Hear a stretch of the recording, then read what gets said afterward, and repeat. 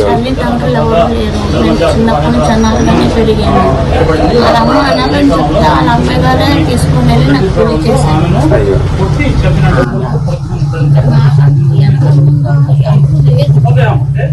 నాకు హెల్ప్ చేయడానికి కనీసం కడుపులో బంధువులు కానీ ఎవరు కానీ ఏమీ లేదు. వాళ్ళ అమ్మ కామలోకి వాళ్ళ అమ్మ ఒకటే మాకు ఆవిడ కామలోకి వెళ్ళిపోయింది. ఆ టైంలో ఆ అమ్మాయి బతుకుడు నన్ను హాస్పిటల్ హెల్ప్ గా ఉంటుంది తీసుకున్నాము. అలా ఆ అమ్మాయితో సహవాసం ఈ అబ్బాయికి ఏర్పడుతుంది. ఎంతకాలం క్రితం అంటే ఇతను పరిచయం అంటే మనకి రైల్వే స్టేషన్ అని జ్ఞానపురం గారి పరిచయం అట్లాగా ఏ స్టేజ్ లో అమ్మాయి వచ్చింది?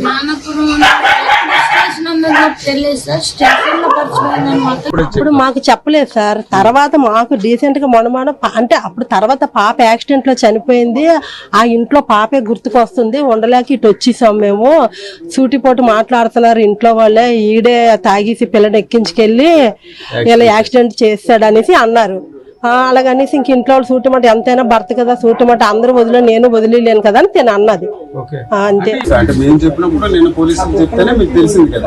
ఆ పాప ఎలా ఉండేది సరే అమ్మా ఇక్కడ ఉండేప్పుడు అమ్మా అనేసి అన్నారు. సాయం చేయడానికి మా రిలేటివ్ మా దగ్గర వాళ్ళ పిల్ల అన్నారు. ఓకే. ఇప్పుడు ఒక రకంగా ఎవరికైనా భయం ఉంటది. మీ పక్కలోనే మాకు భయమే కదండి. ఎలాగా మాకు ఏది లేకుండా మాకు కొద్దిగా భయంగా ఉంటది కదా. ఎంత దీనిగా పోలీసు అని దిగి మాకు ఎలా చేయాలంటే మాకు కొంచెం భయంగా ఉంది కదా. అది అదిగో చెప్పండి. నేనే కదా, వాళ్ళందరూ కూడా చెప్తున్నారు కదా. అంటే అతను పోలీస్ అన్నట్టే ఇక్కడ అంతా పోలీస్ అన్నట్టుగా రుబాబుగా ఉండేవాడు అండి. పోలీస్ అన్నట్టుగా రుబాబుగా ఉండేవాడు. పోలీసు బట్టలు వేసుకుంటాడు, పోలీసు బైక్ తెచ్చేవాడు. అది ఓకే. అంటే ఈ పాప కొద్ది రోజులు వచ్చి కొద్ది రోజులు కనిపించలేదు కదా. కనిపించినప్పుడు వాళ్ళ భార్యని అడిగారు మీరు? నేను అడిగాను. ఏదంటే ఆ పిల్ల వెళ్ళిపోయింది వాళ్ళ ఊరు అన్నారు సార్. ఆ పిల్ల వాళ్ళ ఊరు వెళ్ళిపోయింది అని అన్నారు. అది ఇంకా మాకు తెలిసింది. ఏదో అమ్మాయి కనబడుతుంది పంపించాం, ఊరు పంపించాం. ఇంకెందుకు నా పనులు నేను చేసుకుంటున్నాను కదా, ఇంకెందుకు అంటే అని అన్నారు. అంటే మీరు అనుకోవడం ఈ అమ్మాయి కొంత నాలెడ్జ్ ఉన్నట్టు అనిపిస్తుందా, తెలియకుండా ఈ మటర్ అయిపోయినట్టు అనిపిస్తుంది? మరి అది మనకి ఏం తెలుస్తారు. ఇప్పుడు మీతో ఎలా మాట్లాడిందో నాతో అలానే మాట్లాడుతుంది. అది నేను ఎక్కువగా ఇంట్లో మాట్లాడేది అంటే నేను ఎక్కువ నా షాపు ఇంట్లో ఉండడం, టీవీ చూడడం ఎక్కువ, బయట కూర్చోవడం నేను తక్కువ. అంటే వీళ్ళు కూడా ఎక్కువ బయటకు రారు, లోనే ఉంటారు. 24 గంటలు ఏసీ రన్ అవుతుంది. 24 గంటలు వాళ్ళకి ఏసీ రన్ అవుతుంటారు. ఎప్పుడు నేను బయటగా లోపలికి బయటకు రావాలి కదా. ఎందుకంటే ఏసీ లేదంటే సురేష్ ఉండలేడు అంటే వేడి ఎక్కువ, పాపకు వేడి ఎక్కువ అనేవారు. అది మరి నేరమే సార్. అది చాలా దారుణం అది అలా చేయడం. ఆ అమ్మాయి కూడా చాలా హెల్ప్ చేసిందండి వాళ్ళకి. పాపం నీళ్ళు మోయడం చాలా బోరు. ఆ అమ్మాయి గర్భిణీ స్త్రీగా ఉన్నప్పుడు బోర్డు అంత హెల్ప్ చేసింది వాళ్ళకి.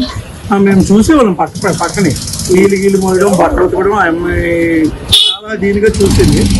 2-3 సార్లు ఆ అమ్మాయిని ఏదో పుట్టినట్టు చేసినట్టు కూడా ఇందులో చెప్పారు. చూడటం జరిగింది. ఏదో సరదాగా చేసాడు అని అనుకున్నారు తప్ప ఇలాగైన సంగతి తెలియదు ఎవరికి. ఏదో ఇంట్లో కదా ఉంటుంది, వాళ్ళ ఇంట్లో కదా ఉంటుంది. మన ఇంట్లో ఉంటే మనకు తెలుస్తుంది అలాంటి విషయాలు ఏమన్నా. తర్వాత ఏమో మనోడు ఏంటంటే డ్యూటీ నుంచి రావడం, ఒక డ్రెస్ బొండు మసలి డ్రెస్ ఇప్పేసి అటు ఇటు తిరగడం, సిగరెట్ కాల్చడం, ఇక్కడ కూర్చోవడం, మఠం వేసుకొని బల్లల మీద ఎదురుగా మీటింగ్లు అయి పెట్టడం, ఇలాంటివన్నీ. అంటే ఇతను ఇప్పుడు మీకు తెలిసింది కదా, మా ద్వారా కావచ్చు, పోలీసు పోలీస్ అని మేము పోలీస్ అనే తెలుస్తారు. డ్రెస్ వేసుకుని వెళ్తాడు, క్యాప్ పెట్టుకుంటాడు, పోలీస్ అనుకుంటున్నాం, కానిస్టేబుల్ అనుకుంటాం. మాకు రైల్వే పోలీసా లేకపోతే లోకల్ పోలీస్ అనే సంగతి మనకు తెలియదు. పోలీస్ అనే సంగతి తెలుసు కానీ ఏ పోలీస్ అనేది కూడా ఆయన ఎప్పుడు అడగలేదు. పక్కనే ఉంటున్నాం కానీ ఎప్పుడు కలలేదు, ఎప్పుడు అడగలేదు.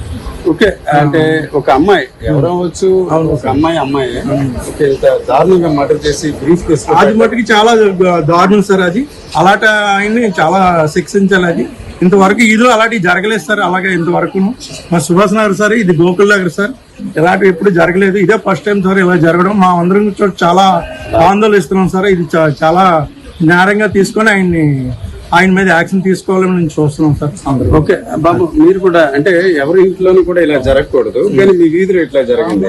ఒక రకంగా కొద్దిగా బాధపడుతున్నారా, కోపంగా అట్లా అనిపిస్తుంది? ఉంటాయి కదా, మా ఉన్న ఏరియాలో జరుగుతుందంటే మాకు బాధగా ఉంటుంది. స్థానికంగా ఎప్పుడు చెప్పి ఏ ఏరియా మా ఏరియా అయితే మాకు కొద్దిగా బాధగా ఉంటుంది. మాకు అంటే ఈ సురేష్ ఎప్పుడైనా మీరు ఇట్లా చూసారా? సురేష్ ని ఎలా ఉండవు? సురేష్ అయితే మాకు పరిచయం లేదంటే మేము అందులో ఎంతుంటే బయట కూర్చోవడం, సిగరెట్ కాల్చడం, మిగిలిన తాగడం, ఈసిన ఆయన ఒడి మీద చేస్తాడు, ఏ పని చేసిన ఓ మంత్ ఆయన బయట తాగుతాడు, టిఫిన్ తిన్న బయట తాగుతాడు,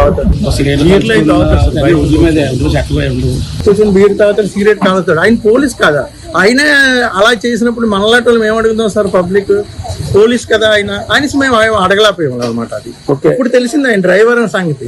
ఇప్పుడు కానిస్టేబుల్ లాగే పెద్ద బిల్డప్ చాలా దీనిగా డ్రెస్ గీస్ వేసుకొని ఒక సిఏ అలాగే వెళ్తారో ఆ పొజిషన్ లో వెళ్ళేవాడు డ్యూటీకి, అలాగే వెళ్ళేవాడు డ్యూటీకి. మేమందరం అలాగే అనుకున్నాం, ఏం పొజిషన్ లో ఉన్నాడు కదా డ్యూటీలో సంగతి మాకు తెలియదు. ఈ డ్రైవర్ అనే సంగతి మాకు ఇప్పుడు తెలిసింది, ఇండియన్ అయిన తర్వాత తెలిసింది. కానీ సార్ ఆయన మటుకు ఒక సిఏ లాగా క్యాప్ పెట్టుకుని బండి మీద వెళ్తుంటే ఒక సిఏ వెళ్ళినట్టు వెళ్ళేవాడు సార్.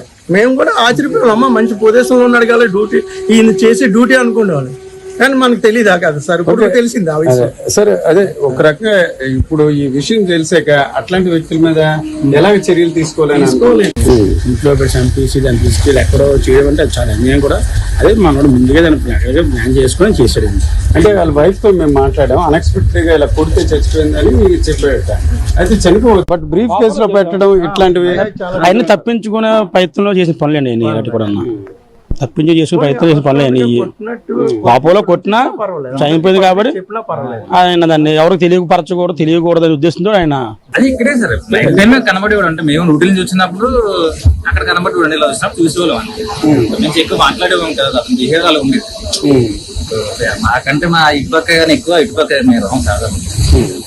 ఏదో కాకుండా పాలు బయటకు దేనికి వచ్చేవాళ్ళు అంతే, కానీ అంతమంది దేనికి వచ్చేవాళ్ళు కాదు. అది బిహేవ్ చేసి మేమే వెళ్ళిపోయాం, ఎక్కువ మాట్లాడేవాళ్ళం ఎవరిని అనేవాడు కాదు. అంటే అతను కూడా ఎవరు తెచ్చేవాడు కదా, హడావుడు అయితే ఉండేది. అయితే ఉండేది. కానీ మా ఊసి ఇటుపక్క అంటే ఇటుపక్క లేడీస్ తో మిస్బిహేవ్ కానీ అలాంటిది ఏం లేదు. అయితే ఓవరాల్ గా ఇప్పుడు ఒక ఎక్కడైనా సంఘటన ఏ ఊర్లో జరిగినా మనం ఇంటికి రియాక్ట్ అవుతాం, అది మన ఇంటి పక్కనే జరిగింది. మరి మాకు అదే కొంచెం అదే మాకు రాత్రి అంతమంది వచ్చినంత మాకు తెలియదు ఇలా జరిగిందని సార్.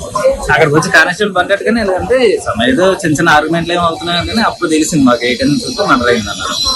ఇలా జరిగిందంటే అప్పుడు రాత్రి తెలిసింది. అప్పుడు పక్కింటి వాళ్ళు కూడా తెలియదు. ఇది ఈ రోజు ఒక బ్రీఫ్ కేసు.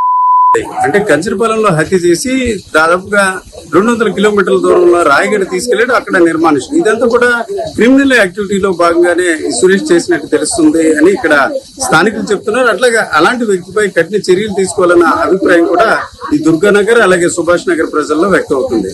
కెమెరా పర్సన్ తిరుపతితో రామచంద్ర, RTV, దుర్గానగర్ నుంచి. నేను అనాథనమ్మని సార్, తల్లిదండ్రులు ఎవరు లేరు. నేను చిన్నప్పటి నుంచి అనాథగానే పెరిగాను. వాళ్ళ అమ్మ అనాథని చెప్తే వాళ్ళ అమ్మాయి గారే తీసుకుని వెళ్ళి నాకు పెళ్లి చేశాను. అబ్బాయి